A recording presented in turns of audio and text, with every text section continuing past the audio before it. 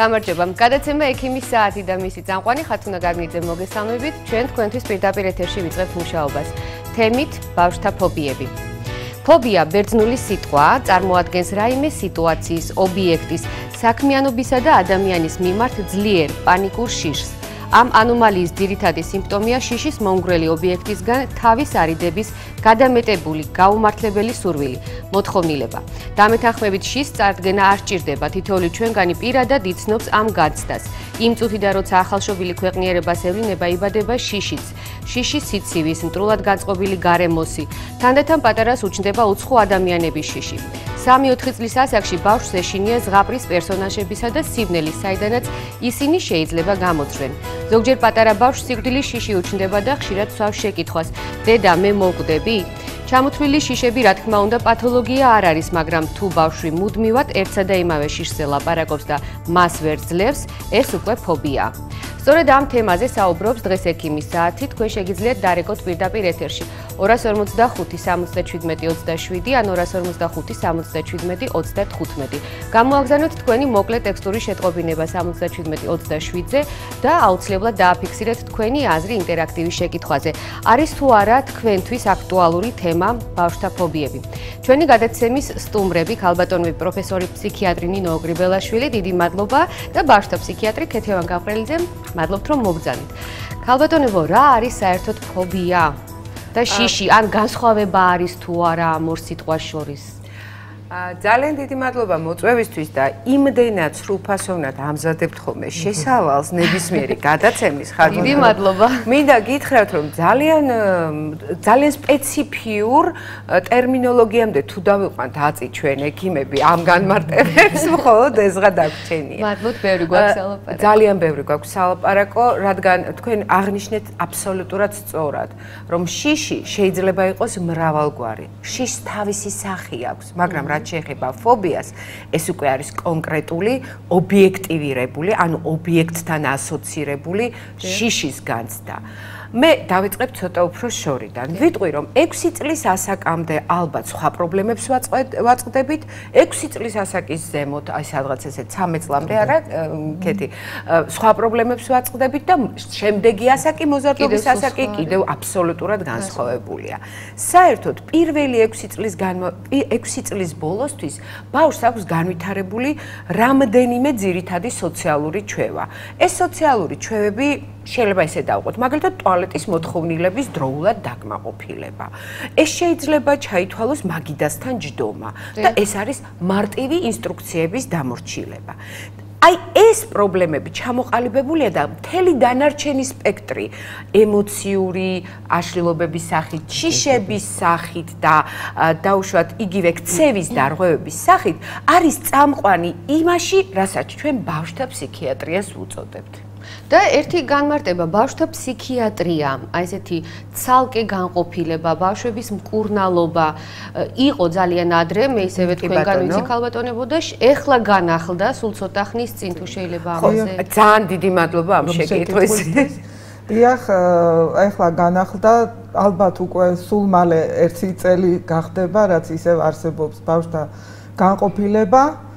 ეს არის თემქაზე, მეხუთე კლინიკურ საავადმყოფოს ბაზაზე, მოზრდილთა და ბავშვთა ფსიქიატრიის დეპარტამენტი არის 10 საწოლზე გაშლილი და მომზადებული თავისი პერსონალით. არაჩვეულებრივი პირობებია იმისთვის, რომ უფასოა, რაც მთავარია, თუ სრულიად უფასოა.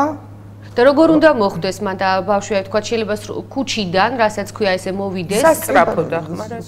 ყველანაირი ეს არის მომართვა თუ არის აღრიცხვაზე ან მიმართავენ საცხოვრებელი ადგილის მიხედვით დისპანსერულ განყოფილებებს. შეიძლება ჩვეულებრივი პოლიკლინიკებიდან, როდესაც ზოგადი პროფილის ექიმები ჩათვლიან საჭიროდ, რომ ბავშვს სჭირდება ფსიქიატრის კონსულტაცია. ასევე როგორც ვთქვათ, მარტივად ქუჩიდანაც თუ მშობელი თვლის, რომ მას სჭირდება კვალიფიცირებული დახმარება. ჩვენთან არის ამბულატორიული მიღებაც და აქ წყდება საჭიროების ბავშვის საკმარისია ეს ამბულატორიული ჩარევა და მერე უკვე გადავიმისამართებ საცხოვრებელი ადგილის მიხედვით, იმიტომ რომ ამას მომავალში შემდეგ შეიძლება რაღაც სხვა დანიშნულება ქონდეს იგივე საპენსიო უფრო მძიმე დაავადებების შემთხვევაში ან ურჩევთ სტაციონარში კურნალობის გაკეთებას. ერთ რაღაცას დავამატებდი და რაც აბსოლუტურად მე მგონი ჩვენი მოსახლეობისთვის არ უნდა იყოს შეურაცხმყოფელი, როდესაც ბავშვს აქვს მაგალითად იგივე შიშები, რაც უფრო ადრე დავიწყებთ ამ საკითხზე ყურადღების გამახვილებას და სპეციალისტთან ურთიერთობას, მით უფრო უკეთესი შედეგები გვაქვს იგივე მოზარდობის პერიოდში და ეს შეიძლება, ასე ვთქვათ, აი ვირუსული გრიპივით გაიაროს, ხო? ვირუსული გრიპის შემთხვევა, მაგრამ ვირუსული გრიპი შეიძლება პნევმონიაში გადაიზარდოს. ანუ გართულდეს ფილტვების ანთებით და ასე შემდეგ. ამიტომ, როდესაც რაღაც პატარა ფსიქიკური ჯანმრთელობის, აი ანალოგია გავატარე, როდესაც პატარა ფსიქიკური ჯანმრთელობის პრობლემა შევამჩნევთ, ან ქცევის საკითხებში, ამიტომ ვთქვი, რომ ბავშვებს თუ აქვს ქცევის პრობლემა, ემოციური პრობლემა და დაუშვათ აქვს ასეთი გამოხატული რაღაც რიტუალური, რაღაც მომენტები აკვიატებული თუ რაღაც, ჯობია, აი იმ 6 წლის ასაკამდე, იმ 11 წლის ასაკამდე მიმართონ სპეციალისტს, რომელიც დამერწმუნეთ, იცით, ძალიან ცოტაა საქართველოში და მაქსიმალურად მოხდა აი ამ რესურსების კონცენტრირება არაჩვეულებრივ გარემოში, მით უმეტეს კიდევ ერთხელ ვამბობ, უფასოა მკურნალობა, რაც პრაქტიკულად 90-იანი წლების დასაწყისიდან არ ყოფილა საქართველოში. ძალიან კარგი, თუ ეს ჭირდება, ჩვენს მაყურებელს აუცილებლად გამოიყენებს ალბათ და კარგია რომ ამ ინფორმაციას ვაწვდით და ინფორმირებული მაყურებელი გვეყოლება. მანამდე სანამ გავაგრძელებთ თემაზე საუბარს, მინდა შემოგთავაზოთ სიუჟეტი, რომელიც ჩვენმა ჟურნალისტმა ნინო ჯაჯანიძემ მოამზადა, ერთად ვნახოთ.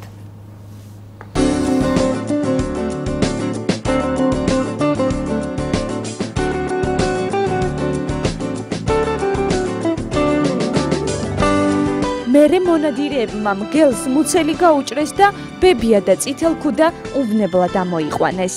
არის ზღაპრები, რომლებიც სისასტიკის ელემენტებს შეიცავს. ქართულ ზღაპრებშიც გვაქვს, იქ ძველ ქართულ ზღაპრებში ხა მოაჭრავენ თავი, დევებს და რაღაც ამდაგვარი.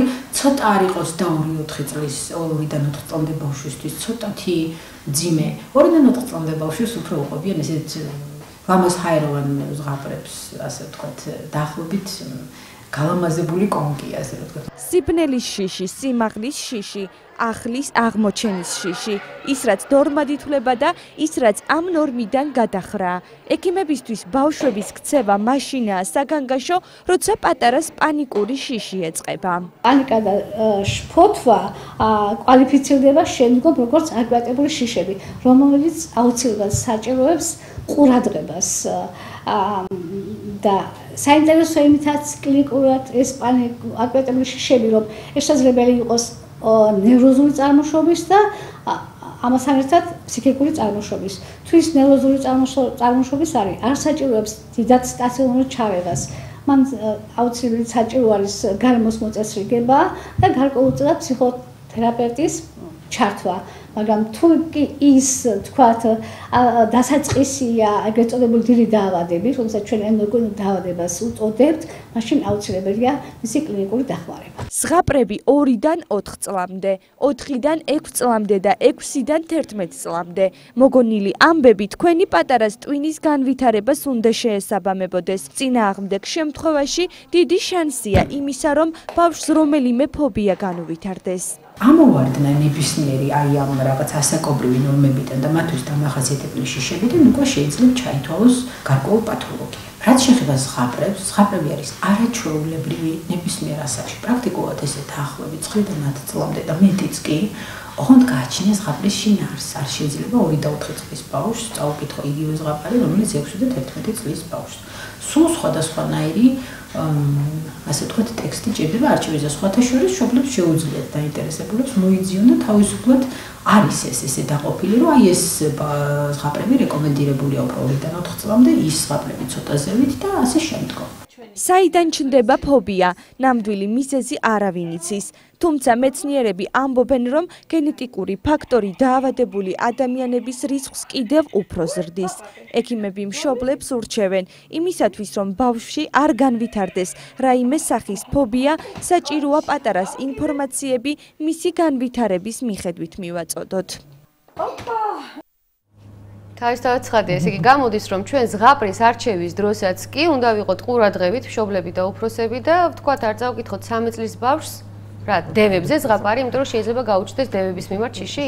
დამატებული შიში. მოდი ვიტყვი ერთ რაღაცას. იცით, პირველი შიში ბავშვს როგორც ადაპტაციური რეაქცია უჩნდება 5-დან 8 თვის ასაკამდე. ეს არის ეგრეთ წოდებული stranger anxiety, ანუ შფოთვა უცხოს მიმართ. პრაქტიკულად ეს არის შფოთვა, მაგრამ გამოიხატება შიშისათვის დამახასიათებელი ყველა სიმპტომით. ესა ამრიდებლობა სიტუაციის, ვოკალიზაცია ტირილით და მინდა გითხრა, ხარ პატარა ბავშვის დედა ხარ. დაახლოებით აი ამ პერიოდში შენი პატარა ალბათ მოტრიალდებოდა და ჩაგეხუტებოდა უცხო ადამიანის დანახვაზე. მინდა ხო ეს არის აბსოლუტური ნორმა ზუსტად აი ამ ასაკისთვის. ეს არის პირველი ეტაპი, როდესაც ბავშვი უკვე მიჯნავს ჩემი და გარესამყარო, შინაური და გარეული, ასე ვთქვათ. და იმ გარეში უკვე ეშინია? ეშინია, შფოთვა აქვს, უბრალოდ გარეთ გამოიხატება როგორც შიშის ელემენტების, ანუ შიშის კომპონენტებით შემცველია რა. ნუ ეს თვალს არიდებს, იმალება. ვინაიდან ეს ადამიანი შეიძლება მას ნდობა ჯერ გარესამყაროს მიმართ ჩამოყალიბებული არ აქვს. საერთოდ ფსიქოანალიტიკოსები ამბობენ, რომ პირველი წლის განმავლობაში ბავშვს აქვს უნდა ჩამოუყალიბდეს ბაზისური ნდობა დედის მიმართ ან მზრუნველის მიმართ. ძალიან კარგია სხვათა შორის, როდესაც რამდენიმე მზრუნველის ხელში იზრდება ბავშვი, ამ შემთხვევაში შიში გარესამყაროს მიმართ მინიმალიზდება და ნაკლებია. ანუ ეხლა ზრდის დედა, ბებია, ძიძა, მეორე ბებია, ეს კარგია? კარგია. კარგია, იმიტომ რომ ბავშვს ბევრი ადამიანის მიმართ რწმენა უყალიბდება. ანუ მისი საჭიროებები, მისი მოთხოვნილებები კმაყოფილდება მრავალი ადამიანის მიმართ და მას შიში არ უჩნდება მერე უცხო ადამიანებთან შეხების. თუმცა აქვე მინდა ხაზებო, მეორე მინუსი აქვს ის, რომ სრული იდენტიფიკაცია დაუშვათ იგივე დედასთან რაც აუცილებელია მერე რომ დაშორდეს. იცით, აი ერთი წლის ასაკში მაგალითად სიარულს რო იწყებს, ის მოშორდება დედას რომელთანაც სრულად არის ამ ზრუნველთან სრულად ასოცირებული, მაგრამ ხშირად ბრუნდება უკან და ამოწმებს ის იქ არის თუ არა. ანუ მას აი ამ ობიექტის შენახვის თავის პატარა კოლოფში საშუალება არ გააჩნია.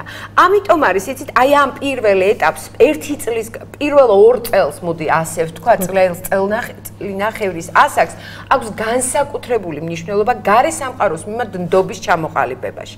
რატომ? იმიტომ რომ ადამიანი, რომელიც აი 25-27 წლის ასაკში ჩვენ ყალიბდება იჭვნეულად, უნდობლად, ყველა საკითხს აი ესე კირკიტით უყურებს, ხო?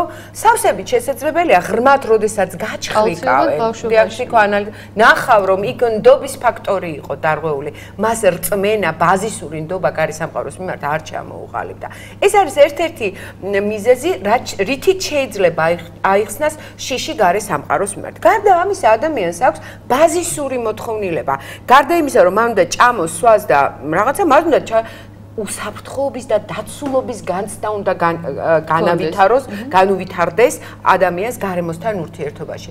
თუ ბავშვი უსაფრთხოდ ვერ გრძნობს თავს, ანუ დედა თუ ხელს ყრავს, მამაზე არ ვიტყვი ამ შემთხვევაში ამ ზრუნველი ან მეგობარი მოგვიანებით ასაკში, შესაძლებელია იქაც მოხდეს ძალიან კარგად დაძლეული პირველი ეტაპის შემდეგ შიშის ჩამოყალიბება. იცით რა არის, ჩვენ ურევთ ერთმანეთში ორ ტერმინს, შფოთვას და შიში. შფოთვა არის გაურკვეველი. შფოთვის დონე რო არ გქონდეს, ხათნა ჩვენ ბაზისური შფოთვა რო არ გქონდეს, ქუჩაზე ვერ გადავალთ, იმიტომ რომ უშიშარი ვითარცა უხორცო, ხო? ესეთი იქნები და მინდა გითხრა რომ ამ შემთხვევაში როცა ადამიანი უშიშრობაც არ არის ზუსტი. მეორე ვარიანტიც, ბავშვი რომელსაც არაფრის ეშინია. არც ეს არ არის სწორი. არც ეს არ არის სწორი. იცით რა არის? შიში ნიშნავს რომ ობიექტურად სწორად აფასებს საფრთხეებს. ანუ გაფრთხილებული ქუჩაში რომ ხედავ დიდ ძაღლს, უშიშარი ბავშვი პირდაპირ მიდის ამ ძაღლთან, მაგრამ საფრთხე იმისა რომ იმ ძაღლმა შეიძლება უკბინოს, მან ამის შესახებ უნდა გააცნობიეროს, გაიაზროს. გამიგეთ? როგორ უნდა ვასწავლოთ? პატარას ეხა ყველაფერზე ხო ვერ ეტყვი რომ აი ნახე დედიკო იქ ძაღლია და არ მიეკარო ფისოარი არ პირიქით შეიძლება ამან უფრო ჩაკეტოს და უფრო აბა როგორ მოვიცი არ გარკვეულ ასაკამდე ნიშნავს მიდი გააკეთე. საპირისპირო რეაქცია გამოიწვიო ბავშვებში. რასაც დაუშვი. ოპოზიციური განწყობა, ნეგატივისტური ეს. რასაც ყველა მშობელი წუწუნებთ, რომ აი მე ვეუბნები ესე და პირიქით აკეთებს. ალბათ უფრო ახსნა განმარტებების აი ამ ხელას უნდა მოუყვე. კი, უნდა მოუყვე. გასაგებია. მოდით, სანამ კიდევ აი ბავშვებზე განსხვავება თუ არსებობს, აი მივხვდით რომ არის განსხვავება, ვთქვათ, ასაკს ვამბობ, რომ აი პატარა ბავშვის პირველი შიში და ფოთვა არის აი ეს გარე სამყარო, სულ პირველი ალბათ სიცივი შიში, როგორც ეს არის სულ პირველად დედის ორგანიზმიდან როცა გამოდის რაღაცა სტრესია ორგანიზმისთვის, შეიძლება შიში უფრო ნაკლებად ალბათ ამ შემთხვევაში. ეს შიში, ესაა სტრესი. აი შიში არის გაცნობიერებული. აი ზრდასრული ადამიანი და პატარას შიშები და ფობიები განსხვავება არის თუ არა? განსხვავება არის შინაარში, უფრო ბავშვთა ასაკში შიშები უფრო როგორ თქვა, ფრაგმენტულია, უფრო ადვილად დასაძლევი არის სამკურნალოდ თუ შეხედავთ, ბავშვი ადვილად უფრო სამკურნალოა თუ მოზრდილი. სადაო საკითხია, ძალიან გააჩნია იქ რა შიშებზე ალაპარაკი, როგორი თვითონ ბავშვის ფსიქიკური მდგომარეობა, რესურსები. გასაგებია, მოდით მაყურებელს მოვუსმინოთ და შემდეგ გავაგრძელოთ გისმენთ პირდაპირ ეთერში. ალო მოგესალმებით. გამარჯობა. მე პირადად ხათუნა გაგნიძესთან ამაქვს საქმე. ჩვენთან რამოდენიმე დღის წინ იყო გადაცემა და მის მერე ვეღარ დაგიკავშირი. აი თმის ცვენის შესახებ იყო ლაპარაკი და თვისანაყოფებზე ყავდათ გამოყვანი და. არა, დიდი მადლობა ქალბატონო, ჩვენ ამ თემაზე ეთერს მიღმა გეტყვით ამ თემაზე ჩვენი პროდიუსერი მოგაწოდეთ ინფორმაციას. პირდაპირ ეთერში ჩვენ ახლა ძალიან საინტერესო თემაზე ვსაუბრობთ, ბავშვთა ფსიქოლოგები გვყავს და ისევე დაუბრუნდეთ აი ამ მოზრდილებს და პატარებს. დიდებს და პატარებს, უბრალოდ დასრულ ადამიანებს და ბავშვებს. ანუ ჯერ არ ვიცით სადაო თემა სამკურნალოდ რომელი უფრო ადვილად ემორჩილება ექიმს, თქვათ. კერძო შემთხვევაში ინდივიდუალურია განზოგადება. ყველა შიში არის ყველა შიშს გააჩნია აი ამ კონკრეტული ადამიანის სახე, ასე ვთქვათ.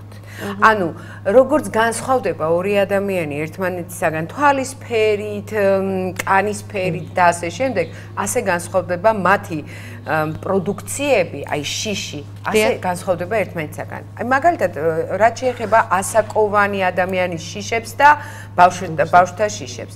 რა თქმა უნდა, გამომდინარე იქიდან, რომ ბავშვი მზარდი ორგანიზმია, მას შეიძლება როგორც ტაბულა რაზას, რაღაც ცარიელ დაფას დავაწეროთ რაღაცები, მას შეიძლება დავაწეროთ როგორც შიში, ასევე გაცილებით ალბათ უფრო მარტივი იქნება ამ შიშის აღმოფხრა, ყოველ შემთხვევაში შეწინააღმდეგება და ყველაზე კარგი არის თუ კარგი პროფილაქტიკური ფსიქოგანათლების მომზადებული თუ არის, მაგრამ მარტო ბავშვი არა, მშობელი და გარემო სადაც არის. იცით, ჩვენ მაყურებელი გველოდება ქალბატონ ნინო, შემდეგ გავაგრძელოთ. გისმენთ? გამარჯობა. მაინტერესებს კითხვა მაქვს ესეთი, 6 წლის არის ბავშვი. დიახ. გოგონა და ღამე დაძინების ეშინია, მგონია რაღაც სულ სიზმრებს ხედავო და სულ ითხოვს რომ ის გვერდით ვინმე იყოს და ეს რამდენად სერიოზულია და ანუ ფსიქოლოგის შარევას მირჩევთ თუ თავისით გაიგოთ ანუ რა ხერხდება. გასაგებია, ერთი წუთით არ გახვიდეთ კადრიდან, მე ესეთი კითხვა გამიჩნდა, ალბათ ექიმებსაც დაებადებათ კითხვა, 6 წლის ბავშვს სულ ქონდა ამის შიში თუ სამწუხაროდ გათიშა. თავიდანვე ქონდა ამის შიში თუ რაღაცა სტრესის მერე დაემართა, საინტერესო იქნებოდა ეს. ესეც მნიშვნელოვანია, ამის შიშების არის ძალიან ხშირია ბავშვთა ასაკისათვის.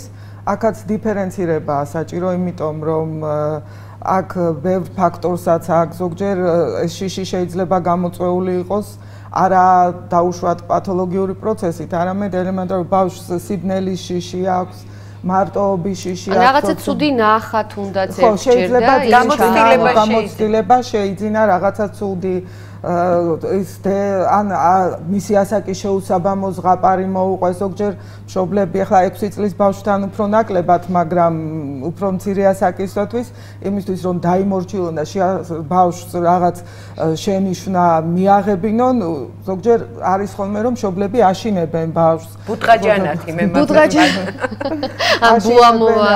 თავიანთი ასე საშიში. ამ შემთხვევაში ქალბატონმა რაკნას უნდა მიმართოს სპეციალისტს სასურველია რომ მიმართოს სპეციალისტს, იმიტომ რომ აქ შეიძლება ზოგჯერ აი ძალიან ხშირია ღამის შიშები, მძიმე დაავადების დროს, ეპილეფსიის დროსაც შეიძლება იყოს აი ერთ-ერთი. ანუ ბავშვთა ფსიქიატრს უნდა მიმართოს. მე დავამატებდი ერთ რაღაცას, დედა პირველ რიგში მაინც კარგად უნდა გაერკვეს დღის განმავლობაში რაიმე ასპექტი, აი სოციალური და ხომ არ არის საშიშროების შემცველი ამ ბავშვისთვის.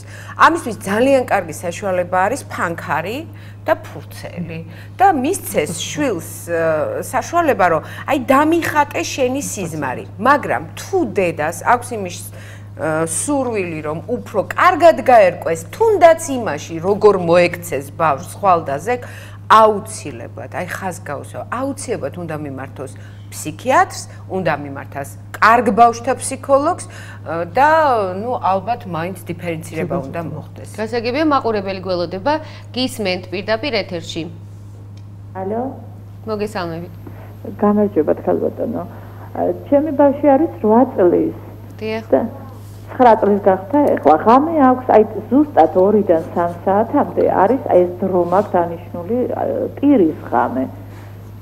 და იძებს ტირილში თუ არა? ვერ გამოდის დედა მხედავს, მე ვერ მხედავს, იქავარ და ვერ მხედავს, დედა ტირის ისტერიკებშია და ეს რაღაცა 10-15 დღე წუთი გრძელდება. და საკმაოდ აი ესეთ ცუდ სიტუაციაშია, რომ გვეშინი ერთხელ რეანიმაციაში წავიყვანე. არ გათიშოთ ერთი წუთით ექიმს აქვს შეკითხვა. მაინტერესებს რამდენი ხანია ეს დაიწყო და მიმართეთ თუ არა რომელიმე სპეციალისტს. დიახ, მე ეს დიდი ხანია დაიწყო, ოღონდ ეს უმეორდება 6 თვეში ერთხელ შეიძლება გაკეთდეს, შეიძლება 2 თვე წააწყოს ესე. კი, ნევროპათოლოგსაც და დანიშნულებაც მიიღო, მაგრამ იგივე გრძელდება, მაგრამ ეხლა ცოტა უფრო პერიოდი გახანგრძლივდა, შეიძლება 6 თვეში ერთხელ განმეორდეს, შეიძლება 2 თვეში ერთხელ განმეორდეს. გასაგებია, დიდი მადლობა. მადლობთ, ჩვენ ამაზე მივიღებთ აუცილებლად რეკომენდაციებს და კონსულტაციას, თუმცა მანამდე მეორე მაყურებელი აქვე გისმენთ. ბატონო? გისმენთ პირდაპირ ეთერში ხართ. შეიძლება? დიახ. დიახ, ქალბატონო. გამარჯობათ. დღეს ფსიქიატრების შემოტევა გაქვთ, მე ფსიქიატრი ვარ და ძალიან სიამოვნებს თქვენ აი თემა, რომელიც ეხება ფობიებს. ამ თქვენ სტუმრად მოიწვიეთ სწორედ იმ სპეციალობის ექიმები, ვინც უნდა უწყებოდეს. რატომ მოგახსენებთ ახლა ამას მე, მაგრამ ხშირად არის გადაცემა მაგალითად აუტიზმის. დიახ. და არცეთი ფსიქიატრი იქ არ არის. ხო, არის აი ესეთი შოუ აუდიტორია, შვადღე, იყო მშობელი გადაცემაზე და ამბობდა რომ ტერმინი აუტიზმი ჩემგან გაიგეს ექიმებმა. ეს იმას ნიშნავს, რომ ან არ ყოფილა ის ფსიქიატრთან მისული, ან არ უნდა რო თქვას, ნუ თუ არ უნდა თქვას კი ბატონო, მაგრამ საერთოდ მაშინ არაფერი არ უნდა თქვას. ნუ ერთ სიტყვით რა მინდა თქვა, რომ ძალიან სასიამოვნოა რომ თქვენ აი ასე სწორად იწვევთ ექიმებს. დიდი მადლობა. დიდ პატივისცემ მე კეთილს ძალიან კარგად ვიცნობ და დიდოსაც მე უფროსი თაობის ფსიქიატრი ვარ. და მინდა გითხრათ სამწუხაროდ ხმით ვერ ამოვიცადეთ ჩვენი კოლეგა. მე მთელი ფსიქიატრიის ყველა დარგში ვარ დამუშავებული და ბოლო 20 წელი მე ნევროზებს მიუძღვენი და რა თქმა უნდა ეს ფობიები სერიოზული ის არის დაავადება თუ მიიღებს მაგი ნევროზულ ხასიათს და რა თქმა უნდა პირველ რიგში ბავშვს თუ ოჯახის ყურადღებას იქცევს ბავშვი და უკვე ვერ უმკლავდებიან რა თქმა უნდა, პირველად ვისთანაც უნდა მიიყვანო, უნდა იყოს ბავშვთა ფსიქიატრი. ძალიან დიდი მადლობა ქალბატონო, თქვენი კოლეგა. ძალიან დიდი მადლობა ასეთი მხარდაჭერისთვის და მინდა გითხრათ, რომ ეს ხათნა გამონაკლისია, მე მგონი ძალიან ბევრი სპეციალისტი, ძალიან ბევრი სპეციფიური თემა, რომელიც გააშუქა, ყოველთვის არის ძალიან ჭკვიანურად შერჩეული იმ გაგებით, რომ მოკლედ ნუ მარცხვენთ მე პირიქით ჩვენი პლუსია რომ მართლა კარგი სპეციალისტები ხარ. უნდა დაუბრუნდეთ დაუბრუნდეთ აი 9 წლის მხარდაჭერისთვის ვიტყვი, მაგრამ მე ვიტყვი აი ამ 8 წლის ბავშვზე. იცით ხა კეთს დაამატებს ალბათ, მაგრამ ასეთი გამოცდილება არსებობს. საერთოდ ღამის ვოკალიზაციას, ანუ კივილით გაღვიძებას დიდი მკურნალობა არ სჭირდება, მაგრამ ერთი გამოკვლევა, რასაც ქვია ძილის ციკლის შესწავლა, აუცილებლად უნდა გაკეთდეს, რომ გამოირიცხოს რეალურად ნევროლოგიური პრობლემა არის, რეალურად რა ხდება ამ დროს ტვინის ქერქში, ძილის პერიოდში და ალბათ მხოლოდ ამის შემდეგ მშობელმა თავი უნდა დაანებოს, მე ესე მასწავლეს და მე ესე ვიცი, დიდად არ უნდა მიაქციოს ამას ყურადღება და ეს პრობლემა თავისით გაივლის. ანუ თუ გამოირიცხა იქ პათოლოგიები, ტვინის ქერქის, ძილის ციკლის დარღვევის გარკვეული პათოლოგიები თუ გამოირიცხა, მაშინ ეს არის უბრალოდ ღამის ვოკალიზაცია, რომელსაც კიდევ აი ხაზგასასმელია, რომ ბავშვი ამ დროს ვერც ერთვის რეალობაში. ანუ მშობელი ვერ აფხიზლებს, ჩვენთან ხდება შეცდომა, იწყებენ გამოფხიზლებას, ცდილობას, რომ გაიღვიძე.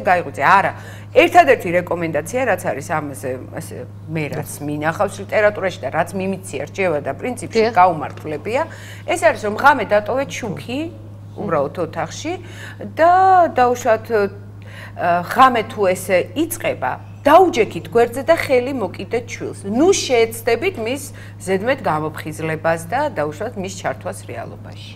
მარტოობის განცდა არ კონდეს იმ ძილშიც თუნდაც. თუ ვერ ფხიზლდება, მაინც რაღაცა დონეზე მაინც მივა შეხებიდან. ეს ტაქტილური საკმაოდ მნიშვნელოვანია, ხო ხედავთ? ის პერიოდი წავიდა, როდესაც მშობიარობის შემდეგ დედას გაყავდათ გვერდზე, პირიქით ეხა გულზიადებენ, იმიტომ რომ ძალიან დიდი მნიშვნელობა აქვს ამ ტაქტილურ შეგრძნებას და ურთიერთობის დაწყებას გარე სამყაროსთან. თქვენ ახსენეთ სიცივის განცდა. სიცივის განცდა ვინ უნდა შეუსწოთ? ექიმი ხო არ ჩაეხვევა და დედის სხეული ეს არის მისი ბიოლოგიური მატრიცა, ასე ვთქვათ, ხო? და აი ამიტომ ამას ძალიან დიდი მნიშვნელობა. გასაგებია და ჩვენ სიუჟეტშიც თქვენმა კოლეგამაც ახსენა და თქვენს რომ ეს დიაგნოზის დასმის დროს შეიძლება იყოს ნევროზული წარმოშობის, იგივე შიშები, შეიძლება ფსიქოზური. ან დიფერენცირებას როგორ ახდენთ, ან არის თუ არა იმის საშუალება, რომ ეს თვითონ ჩვენ მშობლებმა მეტნაკლებად გავარკვიოთ, როგორი სახის შიშებთან გვაქვს საქმე, რომ მე იმის მიხედვით წარმართოთ ჩვენი მიმართულება მკურნალობის. თუმცა მანამდე ზარი პირდაპირ ეთერში და შემდეგ გავცეთ კითხვას. გისმენთ? გამარჯობა. გისმენთ? მყავს ლისა და 4 წლის ბავშვი. დიახ. ამას წინათ როცა ამდენ ხანს ასეთი რამე არ გაკეთებულა და არ გაუკეთებია ბავშვი, ღამის 3-4 საათი იყო, როცა მოითხოვა წყალი, წყლის მიცემის შედეგად ატეხა რომ იყვიან ისტერიკული პირილი. პირილი, რომელიც 10-მა, ალბათ 12 წუთმა გასტანა. დავიღალეთ, შეგვეშინდა, რა თქმა უნდა, მე ბებია გახლავად. დედამისი, მისი და ყველა მოვედით ახლო, სინამ თავისით არ გამოფხიზლდა მისი. ახლა მე თქვენ გისმენთ, არ უნდა გამოაღვიძებო. მაგრამ რა უყოს იმ პირის პატრონმა, დედამ, თუნდაც ბებიამ, რომელიც ბავშვი არ ფხიზლდება და ხმის სახსრებამდე პირი. გასაგებია, დიდი მადლობა ქალბატონო. ხმა დილით უკვე ყელი. კიო და უკვე ყელი ალბათ პატარა. მადლობთ ქალბატონო, დაახლოებით ამ თემაზე ჩვენ უკვე ვისაუბრეთ, მაინც გაგცემთ პასუხს, რა თქმა უნდა, აქვე მეორე მაყურებელი გისმენთ. ალო. გამარჯობა, მოგესალმებით. უკაცრავად გამარჯობათ. მე მაინტერესებს, ყავს 6 წლის ბიჭი. დიახ. და აი ღამე ძილის დროს ვერ ვაფხიზლებ, როცა უნდა მოშარდო. გასაგებია. მადლობთ. ღამის ანუ შარდო აქვს, ენურეზია აქვს ბავშვს? ვერ ვაღვიძებო, როცა უნდა მოშარდო. მოდით ამ კითხვებზე ორი კითხვა გვაქვს ჩვენ, რომელსაც ამ კითხვაზე პასუხს მოისმენთ ძალიან მალე. შიშის დაძლევა გაჩნია რა ტიპის შიში არის, თუ ეს მთელი ცხოვრების განმავლობაში მიყვება და პერიოდულად შეახსენებს თავს, ესა უკვე ფობია. და თუ ეს შიში ხელს უშლის ნორმალურ ცხოველმყოფელობაში, ანუ თუ იგი ამ შიშის გამო ხალხში ვერ გადის, თუ ამ შიშის გამო მარტო ვერ ჯდება, მაგალითად საზოგადოებრივი ტრანსპორტში. ანუ ცხოვრებაში თუ უშლის ხელს ყოველდღიურ ან იმდენად ეშინია ჭექა-ქუხილის, რომ დავუშვათ რაღაც რიტუალებსაც ასრულებს, ან იკეტება დიდხანს ამინდის პროგნოზს უყურებს და ასე შემდეგ. გასაგებია, ჩვენი მაყურებელი კითხვებით დაგვიტოვეს კითხვები, ქალბატონებო, გახსოვთ ეს არის წლის და 4 თვის ბავშვი, რომელმაც არ ქონდა მანამდე, მაგრამ ერთჯერ გამოიღვიძა 3-4 საათი ტიროდა ისე, რომ დილით უკვე ყელი იტკიოდა.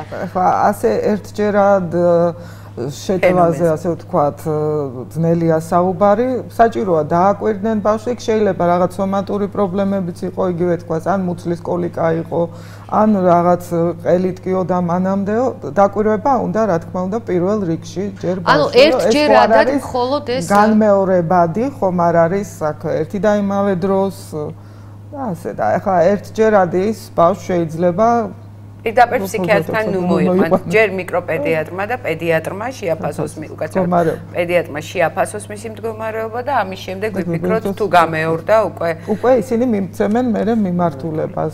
გასაგებია და მეორე მაყურებელი, რომელიც ამბობს პირიქით, ვერ ვაღვიძებ 6 წლის ბიჭს, რომელსაც მუშაობს. ახლა ბიჭებში საკმაოდ ხშირია ეს ღამის ენურეზი აქ სავარაუდოდ. აქაც შეიძლება იყოს რამოდენიმე მიზეზი. ჯერ ის რომ ბავშვი შეიძლება ღრმაძილია, როცა დღის განმავლობაში მოტორულად მოусვენრები არიან ბავშვები, იღლებიან, შემდეგ აი სწორედ ეს ღრმა ძილის დროს უკვე უჭირთ გამოფხიზლება. ხო, შეიძლება იყოს რაღაც აი სპინა ბიფიდას ორგანული პათოლოგია. ამ შემთხვევაში როგორ უნდა უშუალოთ? თუ უნდა დაველოდოთ, რომ თავისით გაივლის ეს ის, თუ რაღაც ჩარევა მაინც ალბათ აქაც საჭირო იქნება ისევე პირველ რიგში პედიატრებთან მიყვანა, ნევროლოგთან, რომ გამოიჩნდეს ექიმთან თანამშრომლობაა საჭირო, იცით? იმიტომ რომ იგივე ის პედიატრი, რომელთანაც გაარკვევს იმას, ხომ არ არის ორგანული გენეზის, რაც ახსენა კეთინო, ან გაარკვევს იმას, ხომ არ არის ოჯახში რაიმე კონფლიქტური სიტუაცია, თუ ეს კლასიკური ენურეზია და ღამის საათებში ჩასველება ხდება და დედა კიდევ ცდილობს რომ შეაღვიძოს, მაშინ შესაძლებელია მედიკამენტური თერაპიის დამატებაც გახდეს საჭირო. ამიტომ იცით რა, ხშირად აი ესეთი ღამის ენურეზი არის ისეთი ემოციური პათოლოგიის ეკვივალენტი, რომელსაც ჩვენ დეპრესიას უწოდებთ ბავშვებში, რომლებიც აი ამ სახით გამოხატავენ თავის დამოკიდებულებას გარის სამყაროსთან და საკუთარ ემოციურ მდგომარეობას. ნუ ამ შემთხვევაში თავისთავად ცხადია საჭიროა უკვე ფსიქიატრის ჩარევა. თუ ესეთი მაყურებელი გვყავს ეთერში, გისმენთ. პირდაპირ ეთერში ხართ. მადლობთ, გამარჯობათ. მე თქვენთან შეკითხვა მაქვს, თუ შეიძლება შედარებით უფრო მოზრდილ ასაკთან დაკავშირებით. ჩემი მოზარდი არის 14 წლის და რა მაინტერესებს იცით? ბავშვს აქვს ჩვენ ესე დავასკვენით ადრეულ ასაკში, რომ შედარებით დაახლოებით 4-5 წლის ასაკში დაეწყო ეს შიშები, ჩაკეტილი სივრცის შიში აქვს. ფაქტიურად არც ლივში შედის, კიბეებზე გარბის ძალიან სწრაფად, ბანაობის დროს კარებს არ იკეტავს ბანაში და რა მაინტერესებს ეს უბრალოდ ეს არის ჩაკეტილი სივრცის შიში თუ სიბნელის უშუალოდ, იმიტომ რომ ვთხოვ, რომ ცოტა ნელა ჩადი კიბეებზე კისრის ტეხით ნუ გარბი ხარ, მაინც სწრაფად გარბის. და ამოსვლის დროს ვატყობ, რომ ძალიან აჩქარებულია გული. ფაქტურად ეშინია რაღაცის. ეს საკმაოდ დიდია უკვე. ვიფიქრეთ თანდათან დაძლევდა ამ შიშს, მაგრამ ვერ გამოვიდა ამ მდგომარეობიდან. ეს მაინტერესებს, ეს უკვე შიშია უბრალოდ თუ ფობია. და თუ არის ამის საშუალება, რომ ვუმკურნალოთ, ან საერთოდ თუ არის ამის საშველი. მადლობთ. საშველი ალბათ ყველაფრის არის და ჯერ რასთან არის აი სიმპტომები, რაც ქალბატონმა ახსენა. რა შიშებია რა გადავხედეთ ერთმანეთს და ვთქვით რომ აქ არ არის ალბათ მარტო მონო ერთი შინაარსის მატარებელი. რა თქმა უნდა პირველ რიგში მშობელს უნდა ურჩიო რომ მიმართოს ექიმს და კარგად გაარკვიოს ექიმი, იმიტომ რომ სატელეფონო მე უბრალოდ მიმართულების მიცემა შემიძლია. ესეც უკვე ბევრია და კარგია. ერთი არის ის რომ აქ რა თქმა უნდა არის ელემენტები რომელიც მიუთითებს კლაუსტროფობიაზე, არის ელემენტები რომელიც მიუთითებს იგივე სიბნელის შიშზე. შესაძლებელია აბაზანის შიში ცალკე ფენომენი არსებობს და თუ ეს უშლის ბავშვს ხელს ჯამრთელ ურთიერთობაში გარე სამყაროსთან. რა თქმა უნდა, აქ უკვე საუბარია ფობიაზე, ანუ როგორც სამედიცინო ტერმინზე და როგორც სამედიცინო მდგომარეობაზე და არა როგორც შიში. ეხლა იცით რა ხართ, თქვენს გეშინიათ მაგალითად დათვის. ნუ ალბათ. გიხარიათ რომ გითხრათ ვინმემ რომ აი ხა ქუჩაში რომ გახვათ, შეგხვდებათ დათვი. მე მგონი ეს მაგრამ დათვის შიში თუ თქვენთვის გახდება მნიშვნელოვანი, აი აქ სტუდიაში ჯდომისას და თქვენი აი ეს არის ფობია, გამიგეთ და თუ ბავშვი ეძებს თავის დაღწევის გზებს, აი იმ არასახარბიელო სიტუაციიდან, იმ მისთვის საშიში სიტუაციიდან, რომელიც გარეთ მაყურებელს შეიძლება სულაც არ მიაჩნია საშიშ სიტუაციად. რა თქმა უნდა მიმართონ უნდა ექიმს, იმიტომ რომ ამის საშველი არსებობს და კიდევ ერთს დავამატებდი.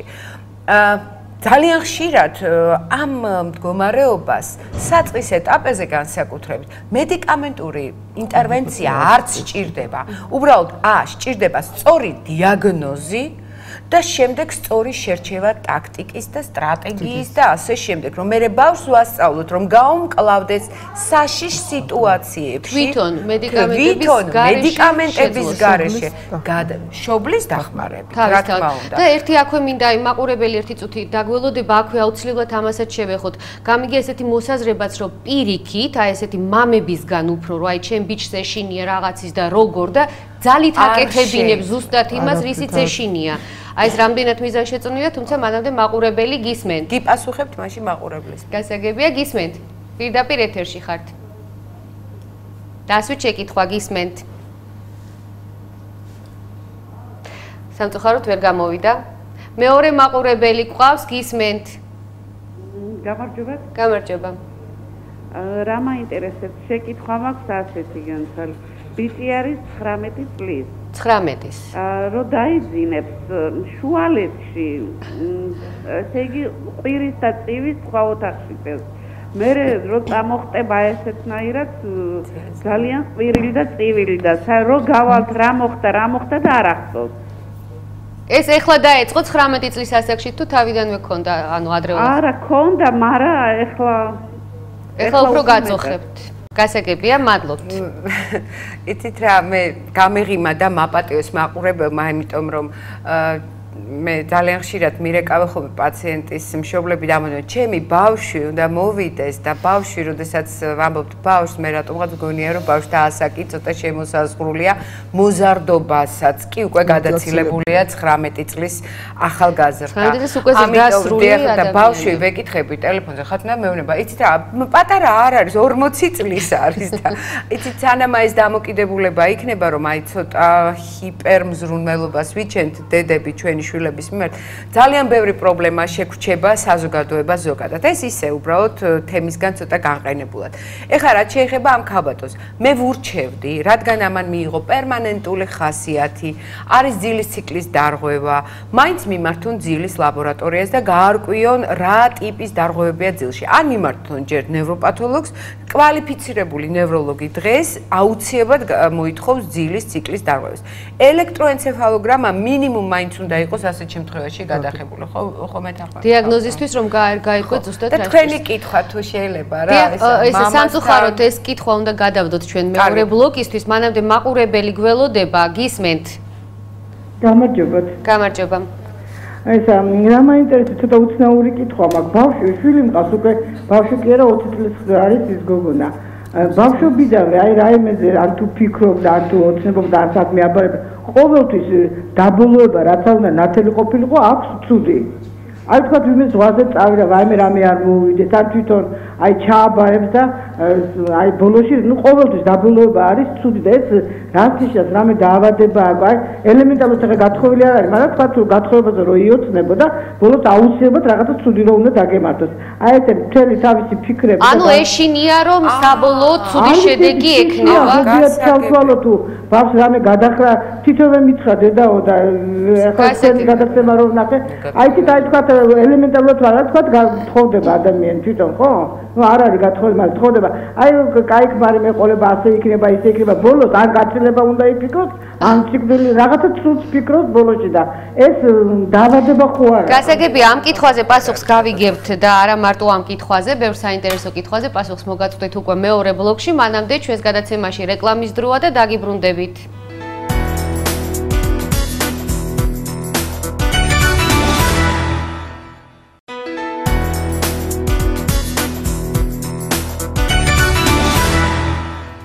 გადაცემა ექიმის საათი დაგიბრუნდათ პირდაპირ ეთერში, ჩვენ საუბრობთ ბავშვთა ფობიებზე. შეგიძლიათ დარეკოთ 245 77 27 ან 245 77 35. აუცილებლად დააფიქსირეთ თქვენი აზრი ინტერაქტივი შეკითხვაზე. არის თუ არა აქტუალური თქვენი ოჯახისთვის თემა ბავშვთა ფობიები. საინტერესო იქნება ეხლავე რომ ვნახოთ მონაცემები და შემდეგ გადაცემის ბოლოს შევაფასებთ. ჩვენი სტუმრები, ქალბატონები, ფსიქიატრი ნინო გრიბელაშვილი და ბავშვთა ფსიქიატრი ქეთევან გამყრელიძე. ჩვენი მონაცემებით 11%, მხოლოდ 11% ამბობს, რომ არ აწუხებს ეს პრობლემა.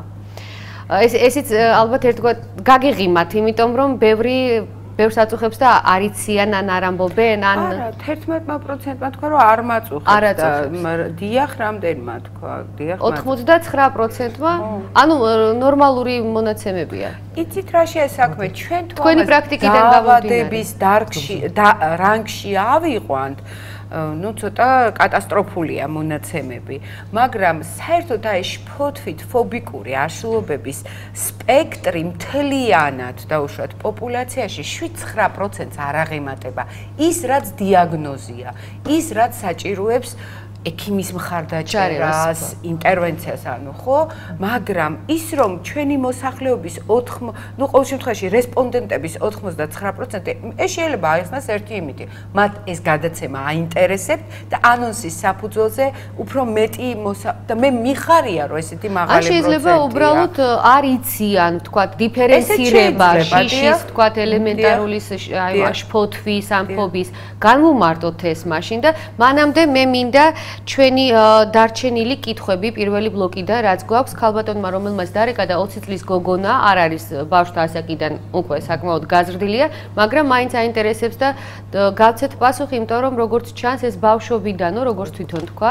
მოსდევს ესეთი რამ, რომ აი იქ წავალ რაღაცა კარგისკენ მიდის, მაგრამ ბოლოს თავის შიში აქვს ესეთი, რომ მომავალში რაღაც ცუდი მოხდება.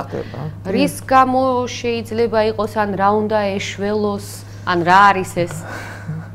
უსაშველო ქალბატონ ნინოს თქმის არ იყოს, არაფერი არ არის, რაღაც საშველი ყოველთვის არის. ჯერ ეს ერთი ალბათ აქ დასადგენია, რომ საიდან მოდის ეს მისი ხასიათიდან გამომდინარე, ბავშვობიდან შეიძლება იყოს ასეთი, ზოგჯერ არის ხასიათის დაურწმუნებლობა, ან არიან პიროვნებები, რომლებიც ესე პესიმისტები ასე ვთქვათ, როდესაც მომავალს უყურებენ. მომავლის შიში არის ერთგვარი ფობია? ესე არის, როგორც მომავლის შიში, თუმცა თუ ის გაუცნობიერებელია და ნუ დავუშვათ ეს მომავლის შიში, ესე გამოხატული კონტურები არ აქვს, ჩვენ ამას ზუსტად შფოთვას უწოდებთ.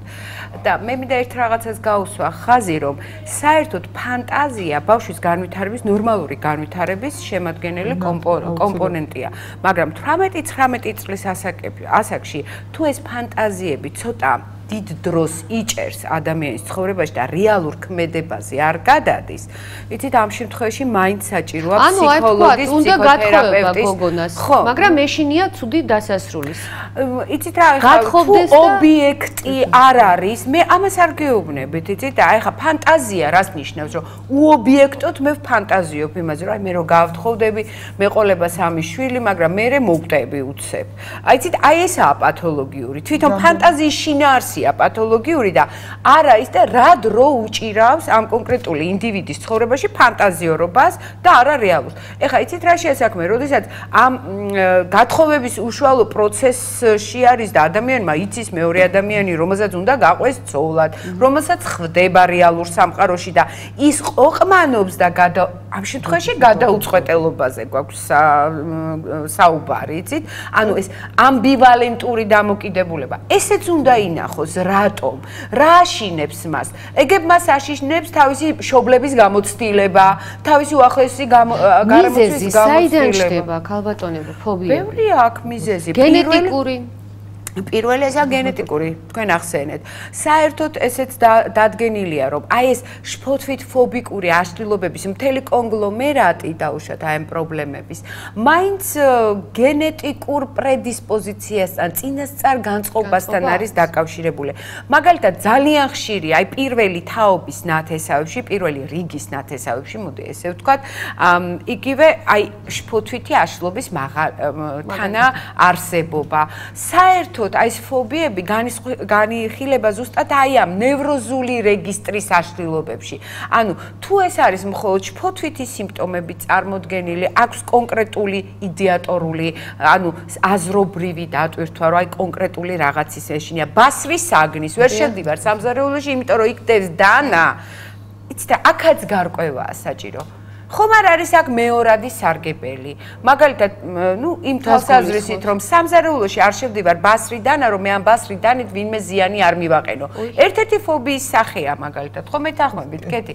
მაგრამ სავსებით შესაძლებელია ამის უკანი დგას არა კონკრეტულად ვინმეს კვლელობის სურვილი, არამედ ადამიანმა ერთხელ რომ ეს თქვა, მე თავი არიდა მაგალითად სამზარეულოში. მე არ ვადებ, ასე ვთქვათ, სტიგმებს ადამიანებს, რომ ისინი იტყუებიან. ეს არის არაცნობიერი აქტი. აქ გააზრებულად ეს არ ხდება. ამიტომ ნუ დავადანაშაულებთ თუ ასეთი ტიპის პრობლემები ოჯახის წევრებს. გასაგებია, მაყურებელი გველოდება. არ დაუბრუნდეთ რა. აუცილებლად კი ეს ძალით გადაჩვევა შიშების. მაყურებელი გველოდება გისმენთ. პირდაპირ ეთერში ხართ. გისმენთ. სამწუხაროდ გავიდა მე მგონი ეთერიდან. კარგით, მაშინ წნეხს დავუბრუნდეთ. აი, დავუბრუნდეთ იმ საინტერესო კითხვას. არის თუ არა? ერთ-ერთი მეთოდი ფობიის მკურნალობის არის step by step desensitization. ცოტა ინგლისურად თქვი, იმიტომ რომ ნაბიჯ დესენსიტიზაცია, ანუ მგრძნობელობის დაქვეითება.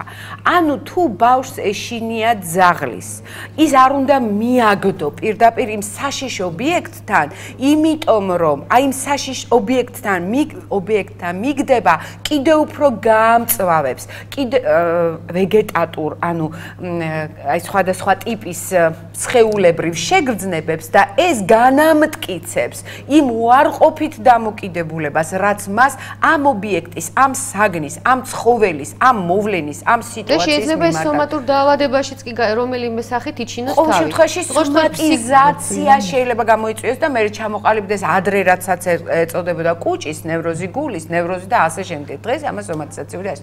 და კიდევ ერთი, რას ნიშნავს ეს ნაბიჯ დესენსიტიზაცია? მიახლოვდი, დაშორდი. აი, როცა ჩვენ ბავშვებში უყურებთ აი ამ უცხოთა შფოთვას, უცხოს მიმართ გამოკვეთილ შიშს, ჩვენ ვასწავლით მშობელს, რომ იმ შენს მეგობარს, რომელსაც სიყვარულით უნდა შენ შვილზე მოხვევა და კოცნა, უთხარი, რომ თავი შეიკავოს 5 წუთით საკუთარ სახეს შეაჩვიოს აი ეს ბავშვი და მერე ნაბიჯ მოუახლოვდეს. აი, დაახლოებით ეს მეთოდი უნდა იყოს. მაყურებელი გისმენთ. გამარჯობათ. სიცოცხლის შვილი მყავს. და მაინტერესებს ასეთი რაღაცა აქვს სიცოცხლის დანახვაზე, ანუ ტრავმაზე გაეჭრება თუ რაღაც მისდის გული. და ბოლო შემთხვევა იყო, უკვე პიანინოზე მოყვა და ტრავმაზე ისე წავიდა. აი ეს ამას შესახებ რამდენი წლის? 6 წლის. აქვე მეორე მაყურებელი და ერთად გავცეთ პასუხი. გისმენთ? გამარჯობათ. გამარჯობათ. დიდი მადლობა თქვენი ყველა გადაცემისთვის. მადლობა. კითხვა მაქვს ასეთი. ბავშვი არის ძალიან თბილ ოჯახში, 11 წლის ბიჭუნა. სინათლეში თუ არ დაიძინა, ისე არ იძინებს, ხშირად შარდვითაც გამეშარდავს, უნებლიე შარდვა აქვს. ძალიან დაბნეულია როგორ ვთქვა, იცით, აი წინ რომ ედოს რაიმე საგანი ვერ იპოვის, რო უთხრა მომაწოდე ვერ იმაშვება, არა და ამ დროს თითქოს ნორმალურად არის ბავშვი. ხშირად რო გაღიზიანდება, იმდენად ემოციურად ღიზიანდება, რომ აი თავს ვიკავებთ ხოლმე, რომ ის დაწყნარდეს და ხშირად საუბრობს სიკვდილზე. აი მე მოვკვდები, აი მე გადავხტები თუ ესეთი რაღაც. გასაგებია. დიდი მადლობა. რაც გვეტყვიან სპეციალისტები, მოდით პირველი კითხვით, როდესაც 6 წლის ბავშვს გული მიდის ტრამვაზე, სისხლის დანახვაზე, ეს რაღაცა თითქოს ისეთ ფობიათ არ ჩანს რაღაცა, რომ ეს რაღაც ბუნებრივთან თითქოს ახლოს არის, ყოველ შემთხვევაში ჩემი სუბიექტური აზრი. არა, ალბათ რაღაც ეტაპამდე ასეც არის. ყველა ჩვენ განს გვაქვს რაღაცის შიში. ეს ფობიაზე ქალბატონ მანინომ როგორც ბრძანა აკვიატებულ შიშებზე, მაშინ არის საუბარი, როდესაც ეს უკვე სცილდება რაღაც იმ კონკრეტულ სიტუაციას, ფართოვდება ეს შინაარსი და რაღაც გარკვეულ ეტაპზე ის ჩვეულ ბავშვის ქცევას შეიწვევს დარღვევებს ასეთ. აი ამ შემთხვევაში ხა ამ ბავშვს ამერების დაკარგვა შეიძლება განხილული იქნეს როგორც ფსიქოლოგიური თავდაცვის მექანიზმი, ანუ არ უყუროს ამ რაღაცას და კონვერსია და ცნობიერები და გაეთიშა აი ამ იმას. უბრალოდ იცით რა შეა საქმე, ეს 6 წლის ასაკი ცოტა ისეთი მგრძნობი არის ასაკია, იმ თვალსაზრისით რომ ხო, იმ თვალსაზრისით რომ აი იცი ამ პერიოდში ესე გაზვიადებული სიმპტომატიკა აქვს სისხლის აღების მიმართ შიში. აი ქალბატონ ნინო თქვა აი ასე ფეხ უნდა სწორედ ახსნა ვაჩვენოთ ბავშვს რომ აი ეს არ წარმოადგენს საშიშროებას რომ აი ამ სისხლის აღების დროს თვითონვე მოუკუმშოს ეს ან არ აყურებინოთ ეს და აი ასე შეიძლება დაიძლიოს ეს და მე კიდევ ერთ რამის დავუმატებდი, ეს პერიოდი კიდევ რატოა საინტერესო, რომ გაზვიადება ხდება სიმპტომატიკის. მაგალითად, ეს არის შეხვეული თითის პერიოდი, როდესაც სპეციალურად, აი რაღაცით შეიხვევს, ეს პირველი კლასის პერიოდი, აი 6-7 წლის ასაკში, რომ ამითი განსაკუთრებულ მნიშვნელობას მიიქციოს. თუმცა, აი ეს რაც ქეთნი თქვა, აბსოლუტურად ვეთანხმები, ძალიან კარგად უნდა ექიმი ხატად ხაჯანას და საშიში ობიექტის ხატად არ უნდა დაუხატოთ ბავშვს, რა თქმა უნდა აუხსნათ. ისევე როგორც პოლიცია არ შეიძლება საშიშროების შემცველი კონტექსტის მატარებელი იყოს, ისევე როგორც ექიმი, ასევე პედაგოგი, მასწავლებელი. იმიტომ რომ იცით, აი ესენი დასჯის ელემენტებს არ უნდა შეიცავდნენ. ძალიან ხშირ ოჯახში, აი ძალიან თბილ, კარგ კულტურულ განათლებაში იცოდე წაგიყვან ექიმთან და ნემს გაგიკეთებს. იცით, ნემსით არ უნდა შევაშინოთ, манипулირება ბავშვით არ უნდა მოვახდინოთ. გასაგებია. მე მინდა რომ მოკლედ გავცეთ მაქსიმალურად პასუხები, იმიტომ რომ ბევრი ყავს მაყურებელი და ეს მეორე შეკითხვაც, როდესაც სხვათა შორის ქალბატონმა დაიწყო ესეთი ფრაზით დააკვირდით, ალბათ რომ თბილ ოჯახში იზრდებაო, მაგრამ მაინც არის 11 წლის ბავშვს რა ეს მეტია ვიდრე ნურეზი, ეს ნამდვილად საჭიროებს კონსულტაციას, გნებავთ ბავშვთან ერთად, გნებავთ ისე, იმიტომ რომ აქ რაც აღწერა ეს გაფრთხილება და დაბნეულობა, ასევე მიუთითებს ხოლმე ყურადღების დეფიციტით მიმდინარე მდგომარეობებზე. პლუს აი ეს ღამე ენურეზი, იცით ეს ცოტა გასამიჯნია და რა გამოკვლევები აქვს ჩატარებული, ეგ რაიმე ინსტრუმენტული გამოკვლევა ან ნეიროვიზუალიზაციაც კი იყოს საჭირო. და ჩვენ ვახსენეთ ახლა ექიმი, ვახსენეთ პოლიციელი, აუცილებლად უნდა ვახსენო კოლროფობია, კლოუნების შიში, ესეთი რაღაცა და ამ დროს არის ხა მესმის თქვა მილიცია დამსჯელია და ეს აი ექიმი თქვა ნემს გაგიკეთებს. კლოუნი რომელიც პირიქით ბავშვისთვის არის გასართობად მოწოდებული. რატომ არის აი ესეთი რომ აი მაინც და მაინც კლოუნი შეიძლება შეეშინდეს აი ეს ფობია? დაახლოებით 4-5 წლის ასაკში ჩდება ფიზიკური ნაკლების შიში. სხვა შორის აი 7 წლამდე შეიძლება ავიდეს. კლოუნი ჩემგან, ჩემი იდენტობისგან განსხვავებულია. ამიტომ განსხვავებული შიშია. მოდით ბაბუისაც კი ჩაწმით. თოვლის პაპისაც კი ბატონო, გეთანხმებით ეშინიათ ბავშვებს და აი ეს მომენტი საკმაოდ, იცით რა, ჯობია წინასწარ აუხსნა, რომ იქ იქნებიან სასაცილო ბიძიები, რომელიც გაგაცინებენ და შენ როდესაც ასეთ მიმართულებას აძლევ ბავშვს, ეს გაცილებით უკეთესია. მე მინდა გითხრათ, რომ აი 5-6 წლის ბავშვი შემხვდა ამას წინათ, ჩემ ოჯახში ვიყავი მისული და მეზობლის ბავშვი იყო შემოსული, რომელიც აცრემლებული ამოიყვანეს თავის ტოლ გოგონასთან, იმიტომ რომ ყავდათ ბავშვთა სადღესასწაულო ცენტრში და იქიდან წამოვიდა შეშინებული, რომ სპაიდერმენი მოვიდაო. იცით, თუნდაც აი მულტფილმის გმირს ჯერ ბავშვი ორდე განზომილებაში, ანუ ორ სიბრტყიან განზომილებაში ტელევიზორში უნდა შეჩვიოს და მიხვდეს, რომ ის საფრთხის შემცველი არ არის და მერე მოხდეს მასთან შეხება, იცით? აი, ამ ხრივად საჭიროა.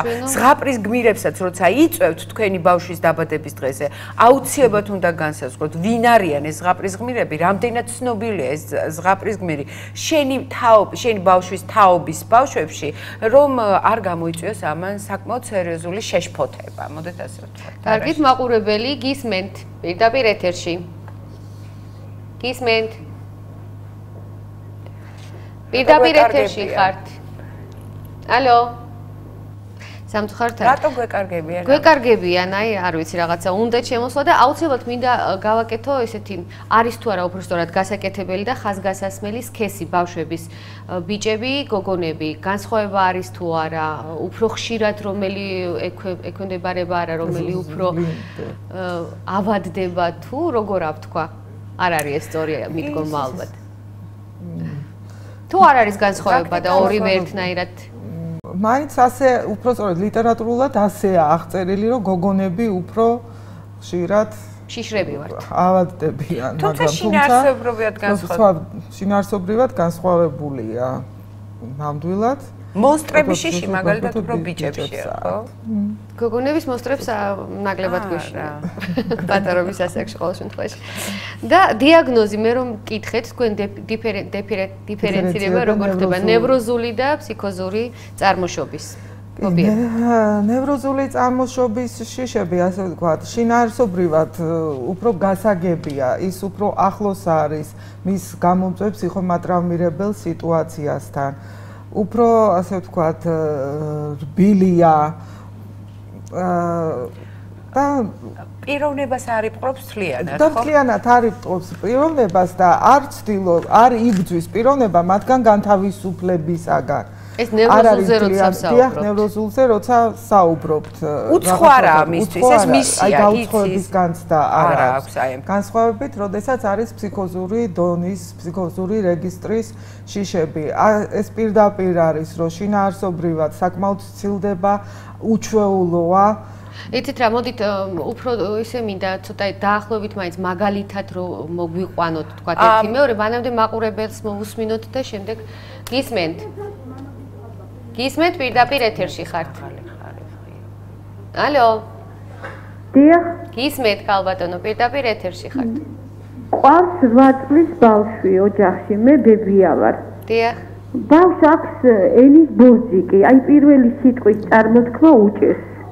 პირველ სიტყვას მხოლოდ მე ჩვეულებრივ ვფიქრობ, შეიძლება ეს სხვა თემაა, მაგრამ ვფიქრობ, რომ შიშის ნიადაგზე დაემართა ეს. რატო გქონდათ ამისი რამე საფუძველი, რამე სტრესი? ისიც 6 წლამდე წოვდა მატყუარას ოსკარს. და ეს რომ დაუშალეთ უკვე დიდი იყო სკოლაში შედიოდა, ძალიან განიცადა. და მას მერე დაეწყო, გასაგებია. მას მერე დაეწყო. ეხლა ძალიან მეორე კლასია უკვე და ძალიან მოემატა ეს. ხო, სკოლაში უფრო ემატება და ემატება, სახში უფრო დაწყნარებულია და ნელა საუბრობს და სკოლაში გაკვეთილის მოყოლის დროს ძალიან უშვებს ხელს ეს ბორციკი და გასაგებია, მადლობთ ქალბატონო, გვეტყვიან ამაზე პასუხს ფსიქოლოგები, მანამდე ჩვენ მეორე მაყურებელი გისმენთ. პირდაპირ ეთერში ხართ, გისმენთ. დასვით შეკითხვა პირდაპირ ეთერში. მოდით ამ კითხვას გავცეთ პასუხი. 8 წლის ბავშვი? ენა ბორციკობას. ხო, 6 წლამდე მატყუარას წოვდა. ცოტა დიდია. საკმაოდ დიდი ხო ანაკამდე როგორ? ასაკია, მაგრამ მაინც ალბათ პირველ რიგში გავატონებ ფსიქოლოგთან უნდა გადავამისამართოთ. იცით რა არის? ანუ ამას აქვს ფსიქოლოგიური დატვირთვა და არარებული წოვის რეფლექსი განსაკუთრებით ახლა 6 წლის ასაკამდე. მაინც ორალურ ფაზაში გარკვეულ ასე ფსიქოანალიზით თუ მივუდგებით, ორალურ ფაზაში გარკვეულ წყალებში გაჭედვას გულისხმობს და ანუ სიამოვნების მთავარი ორგანო ამ ბავშვისთვის არის პირი. და მასთან დაშორება ტრაუმულად მოხდა როგორც ჩანს და იქ ჩანაცვლა სკოლით. იქ მიეცა მაღალი დატვირთვები. იქ უნდა გავიდეს, უნდა მოყვეს გაკვეთილი, იქ უნდა რაღაც ინტერაქტიულ ურთიერთობაში შევიდეს. და სკოლაში უფრო მეტად იძაბება და უფრო ჩანს. სკოლაში იცი რა რთულია ეხა სათქმელად სანახავე იცით შეიძლება ბევრი აკრძალვები ჰქონდა მანამდე ამ პატარას შეიძლება ფიზიკურად სუსტად იყო და ამიტომ უკრძალა ამიტომ დიდხანს არ წაართვეს მატყუარა თორე ნუ ახლა არსებობს უამრავი გზა როდესაც შენ დაშორება უნდა გააკეთო ამ პრობლემიდან და რაღაც და აქედან გამომდინარე ეს ის შემთხვევა აი ორი შემთხვევა დავასახელეთ მთელი გადაცემის ფარგლებში როდესაც აუცილებლად ექიმთან უნდა მივიდნენ იმიტომ რომ კეთი მართალია აქ არის როგორც ფსიქოთერაპიული პრობლემა რომ სკოლის რომელიმე სოციალური ასპექტის მიმართ შეიძლება ბავშვი აი ეს ხა ნევროზული არის თუ ენაბორძიკი არ არის ეს ხა ნევროზული და რაღაცა ეგ გასამიჯნია კიდევ მე არ ვიცი რა ხდება ტვინში მე არ ვიცი ამიტომ ნევროლოგმა ფსიქოლოგმა ლოგოპედმა რაღაც გუნდური აი ესეთი მულტიდისციპლინური გუნდური მიდგომა ამ საკითხისას მაყურებელი გისმენთ პირდაპირ ეთერში ხართ გამარჯობათ. იცით რა მაინტერესებს? 8 წლის ბიჭი მყავს და საშინლად ეშინია აი ობობების. აი ისეთი შიში აქვს, პანიკური შიში რო აი უნდა რომ შესულიყო აბაზანაში და აი ბავშვი არ შედიოდა, რომ აი ობობა არისო და აი ესე ითმენდა ამ ყველაფერს და იცით რა მე თვითონაც ცოტა ვაძალებდი რომ აი შიში მოეხსნას, უნდა დავაძალოთ ესე დროს რომ აი არ არის ამ ახსნასთან ერთად რომ უნდა შეხვიდე ის არაფერს არ გიზავს თუ ან მშობლები როგორ უნდა მოიქცეთ აი ესე დრო ძალიან კარგი კითხვა დიდი მადლობა მშობლები როგორ უნდა მოიქცეთ ეს ძალიან მნიშვნელოვანია თუმცა აქვე მეორე მაყურებელი გისმენთ გავიდა მოდით მაშინ სწრაფად გავცეთ პასუხი რომ ამოვწუროთ რა თქმა უნდა აქაც უნდა გამოვრიცხოთ დაძალება არავითარ შემთხვევაში არ შეიძლება ეს არ მოხსნის ამ შიშს ну სასურველია რომ დავუშვათ აი ისე მივცეთ ფანქარი ფურცელი და დავახატინოთ ეს ობობა და დავამარცხებინოთ დავამარცხებინოთ რამე ესეთი ნახატი თქვათ რაღაცა კი არის ესეთი ფსიქოთერაპიული მოდელი როდესაც ბავშვს თავაზობენ ну ყოველ შემთხვევაში ხა სახლის პირობებში სანამ მიმართავენ ფსიქოლოგს ალბათ მაინც უმჯობესია ესე გაკეთდეს რომ დედა მისცეს ფანქარი და უთხრას რომ დახატე შენი თავი მაგალითად ხო ხელში იარაღი და დაამარცხებინოს შემდეგ ობობა გამიგეთ? აი მონსტრების შიშზედაც აი ესეთი რეკომენდაცია, რითი შენ შეიძლება თანდათან იმუშაო შენ შვილთან. და აი ეს მეორე მაყურებელი კი გველოდება, მაგრამ აუცილებლად მინდა სანამ დავამთავროთ, მშობლების როლი და მშობლების მიდგომა რამდენად მნიშვნელოვანია, თუმცა მანამდე კითხვა გისმენთ. 6 წლის ბიჭია. ტელევიზორში რაღაც გადაცემა იყო, აჩვენეს ძალიან საშინლად და გაძალწყავებული მოდელები თუ რაღაც გადაცემა იყო ეგეთი და იმის მერე ჩარჩა გულში დაიწყო ტირილი მეც ხო არ მომივა ასეო. ნუ გაივარა რაღაც აღარ შედიოდა არ ტუალეტში არ გვერდით ოთახში მარტო ჩვენს გარეშე აი არ შედიოდა სამზარეულოდან სხვა ოთახში იმდენად შიში ჩაუვარდა ამისი და სულ გვეკითხებოდა მეც ხო არ მომივა მეც ხო არ მომივა. ანუ გოგონა არის. ჩვენ ეს უხსნით რომ ეს კომპიუტერის გაკეთებულებია ხო იცი შენ კომპიუტერთან საქმე რა ასაკის არის ბავშვი? 6 წლისა და მე იქაც კი წავიყვანე სასაცილო სარკეებში რომ წვრილდებიან და ფხილდებიან და მოგვეხსნა მოეხსნა ეს აღარ აქვს თითქოს მაგრამ უნდა მოვარიდოთ კიდე თუ არა გასაგებია მადლობთ ეს რაც თქვენ ახსენეთ უკვე რაღაც განსხვავებულის მიმართ შიში ხო სიმახინჯის რაც თუნდაც იმ ნახა კახექსიჩე პროგრამის სამასაკის ბავშვებისათვის დამახასიათებელია საერთოდ გაადატანა ასე ვთქვა თავის თავზე საკუთარ თავზე რომ აი მე ხო არ იდენტიფიკაცია. ხო არ დავინფიცირებდები არის მაგრამ კარგი გამოსავალი იპოვნეს. კი, აბსოლუტურად. მშობელს ნამდვილად აი ესეთი შეკების ღირსი არის, ვინაიდან მან კარგი გზა იპოვა. ალბათ ჩემთვის რომ მოემართათ, მეც ბევრს ვიფიქრებდი, რომ შეიძლება ეს გზა არც ამერჩია. და ბევრს ეხა მოვარიდოთ თუ არა, ვთქვათ იგივე. საერთოდ როგორც ჩანს მოწყვლადია ბავშვი, გარედან წამოსული რეალობისა და აი ამის გარჩევა, არარეალობის გარჩევა ბავშვს ძალიან უჭირს და ამიტომ ნეგატიური ინფორმაციისგან მაინც უკაცრავად ძალიან დიდი ხანი წვალობს თურმე ჩვენთან ეთერში გისმენთ რაიონიდან რეკავს. გენაცალე დედიკო. ბავშვი არის 2 წლის ნახევრი. აქ უნებლიე ტირილი, ხანდისგან დედა უზის კალთაში და მაინც ხვირის ტირილით დედა. ძალიან ხშირად ეს შემთხვევა უცბად თამაშობს წამოვარდება ფეხზე და ტირის დედაო. რასთანაა დაკავშირებული იქნება ამიხსნათ. შევეცდებით ეთერიდან რამდენადაც გამოგვივა, მოკლედ ქალბატონებო გავცეთ ქვას. აი 2 წლის ნახევრის ასაკში ასეთი ტიპის შიში ჯერ უნდა გამოირცხოს ნევროლოგიური პრობლემები. ხომ არ იყო სამშობიარო ტრაუმა, ხო არ იყო ასფიქსიაში ბავშვი დაბარებული, შემდეგ როგორი ურთიერთობებია თვითონ ოჯახში, ხომ არ არის რამე საფრთხე იმისა, რომ ხომ არ არის ოჯახში საუბარი მაგალითად დედის ავადმყოფობაზე.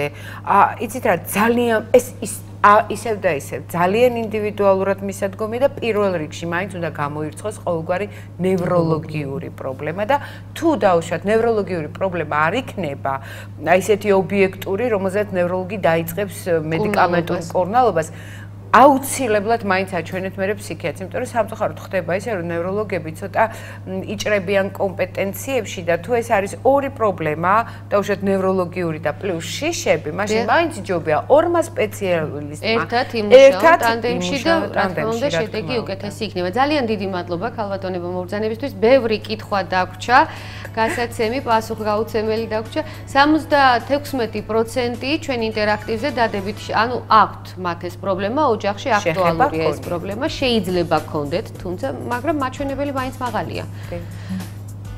ესე აფასებთ თქვენ ხო, რომ ობიექტურია? მე აფასებ და მე ვფიქრობ, რომ ეს გადაცემა ზუსტად მოხდა იმ ხნულში, როგორც დოგვის მარცვალი, სადაც ანუ ძალიან კარგია ვიღაცას მაინც მიმართულება მივეც. დიდი მადლობა. შეგახსენებთ სტუდიაში ყვავდნენ სტუმრები პროფესორი ფსიქიატრი ნინო ოკრიბელაშვილი და ბავშვთა ფსიქიატრი ქეთევან გამყრელიძე. ჩვენი გადაცემა დღეს ამით დასრულდა. ხვალ დილით 11 საათზე და 30 წუთზე კვლავ შევხვდებით ერთმანეთს დროებით.